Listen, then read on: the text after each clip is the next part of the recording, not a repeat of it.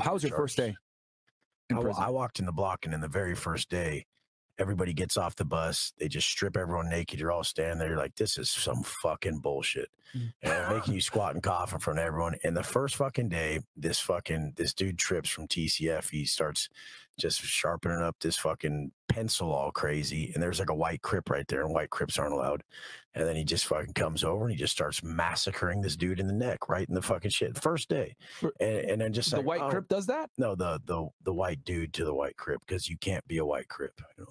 Okay. You're not allowed to be white and join a black gang. Okay. So he just starts fucking massacring this dude in the neck. And I'm like, God damn. You know, and even when you walk into, it was so bad in Donovan in 16 block, when you walk in, you could choose to go PC or GP. Like, they would tell the dude at the fucking place, like, hey, I got fucking enemy concerns. Dude, they would like ring a bell even, because they would laugh about it, like the cops would. Yeah. And it was just, that's why I always, some of my videos, like, ding, another bitch, you know, ding, another bitch. And it just was such a fucking crazy existence. But 16 block, we go sit in this cell for 3 weeks. Yeah. They send us over to 17 block. We're in this cell for like a month and a half to 2 months.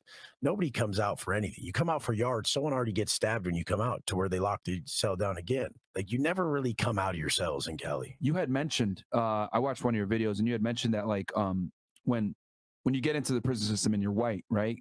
The other white guys are watching you, making sure that everything is good, because they don't want, I guess, because they don't want you to be a liability. They kind of got to train you up for the situation. Well, I mean, when you came in, were other white inmates looking at you guys? I was on swole, and people knew I was with the business. Like, like, these dudes are fucking weirdos, you know, like most of the dudes are straight weirdos. So you'd be like, oh, that dude's a fucking weirdo. Check his paperwork again. That dude's fucking weird. Okay. But if you know someone's a stud, it's like out here. You walk by half these dudes, you're like, that dude been watching weird porn all day, probably. Yeah. Right. And then you see another dude, you're like, oh, this dude's a stud. Like, look, he just pulled up in his fucking range, or his fucking rolls. He knows what's up. He's got a Lambo. Trust him. He's fucking successful.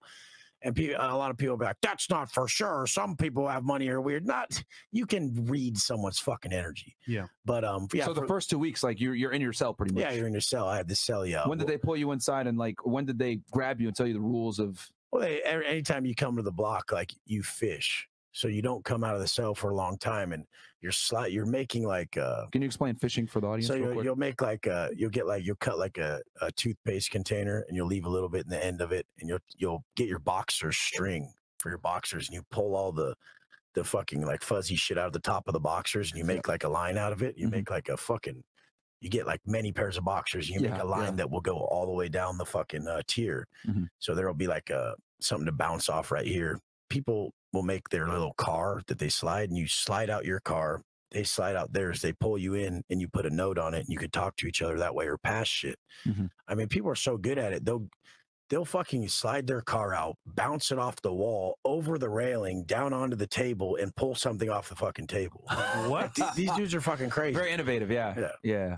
And so you're fishing your paperwork. Everyone's sending their paperwork this way, and like the charges to look for and shit. Can you explain to the people what sending your paperwork is and why that's important? Yeah, see, we have a lot to go over. Because I really want the audience to understand this. The paperwork is like your charges. So you'll have your paperwork with all your charges, the codes that you were charged with, and everybody has like the codes written down to like check their celly's paperwork. Yeah. And if your celly's bad, you have to stab him. Like, you're stuck in the cell with him. If you happen to get a chomo as your celly right then people they're gonna fish you down a knife. You're gonna have to stab your own celly. Yeah. Damn. You get in a fucked up situation. Because if you don't do it, they stab you. They're gonna stab you. Yeah. Yo, I can imagine him walking in prison like, I'm Kratos. God of War. Don't fuck with me. Literally, when people would, like, by the end of my term, and I was getting to like level 2s and the smaller prisons, and these guys come in, they're like scared and shit. And I have like writing all over me. I'm fully tatted. And I'm just sitting there just working out all huge and shit. They're just like, oh, what the fuck? This sucks. I want to go home. And a lot of people come on here. They're like, what if the guy knows karate? They're like, nobody gives a fuck if you know karate. We're going to fucking pin you down and cut your fucking head off, dude. Damn. Like, we don't know. What if a guy knew fucking MMA? Dude, come on, dude. Right. There's fucking so many people. It's a numbers game. You're not going to be able to do anything. And they got weapons, dude. And the whole thing is you can't win. If you go to another block, they're just going to keep doing it until you're removed. Like, if you don't want to go along with the fucking rules of the prison system, you're going to get fucked. Like, people are like, I wouldn't listen. I would do my own thing. No, you wouldn't. You know you wouldn't. And they think like they're fucking tough or something, or they know some shit.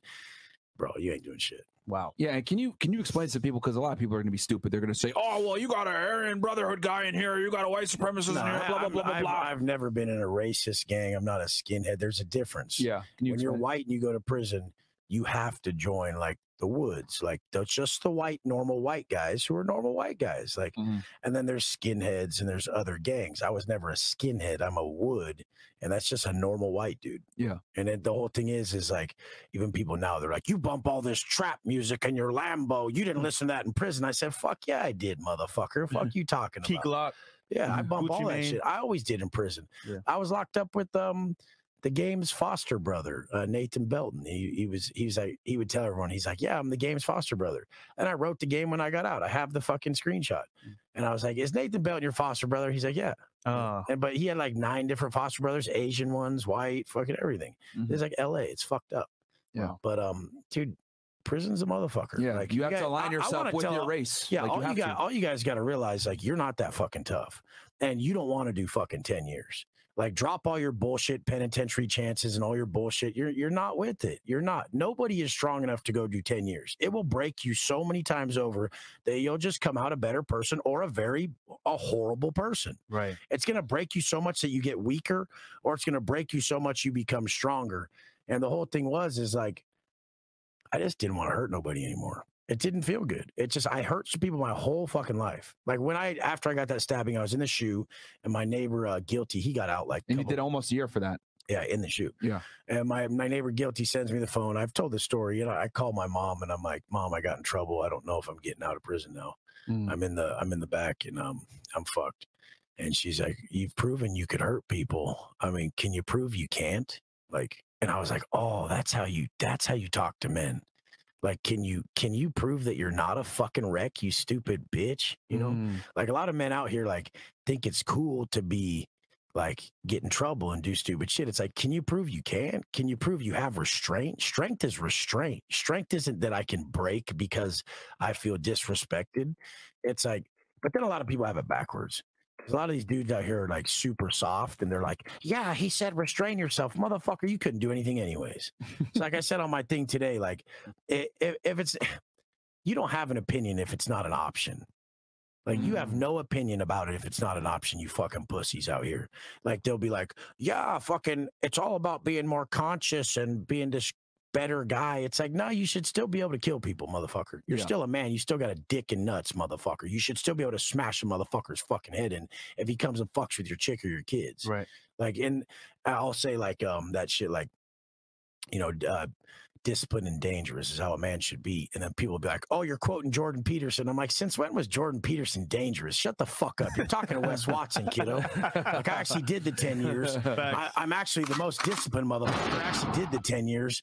And I actually came out and made myself a success by helping people. Like I tell everyone, you have to heal yourself and teach others to do the same. I healed myself physically because I wasn't in that good a shape. Like when I was a kid, I was a fat little chunky little kid. That shit hurt. Like it hurt being a fat little chubby kid more than it hurt being in prison for 10 years as a fucking real motherfucker. Like that was cool. Like doing that time in prison to me was dope as fuck. Cause I was just like, I was writing a story. I was really living it. I had to get my tats. I had to get swole. I had to overcome all this shit. I was in the moment. Like I wasn't a bitch. I didn't do my time like a fucking bitch.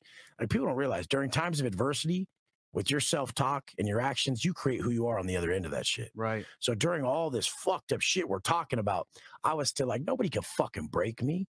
The cell door slams and we don't come out for a year because we're on a racial lockdown. I'm like, watch how I come out on the other end of this motherfucker. And I come out on the other end actually fucking better. And everyone else is coming out worse. They're eating top ramen the whole time, putting peanut butter in their soups, eating fucking cookies all day and shit. And I'm just like, fuck that. I'd rather fucking die than come out softer. And these motherfuckers come out and they're like, my boy did 10 years. I'm like, your boy looked like he got done by his 10 years, motherfucker. Look at that fucking sloppy piece of shit. I said, I came out looking the way you're supposed to look if you did your 10 years right, motherfucker. With the right mindset, the right physique, the right discipline, and able to help people. You know, you're supposed to go through shit in this life to come out better and help people. That's our whole goal, is to really fucking change yourself to show other people how to change, because everybody out here is suffering. Why the fuck was my dumbass able to come out in 5.5 years and kill it this hard online? Facts. It was just a discipline.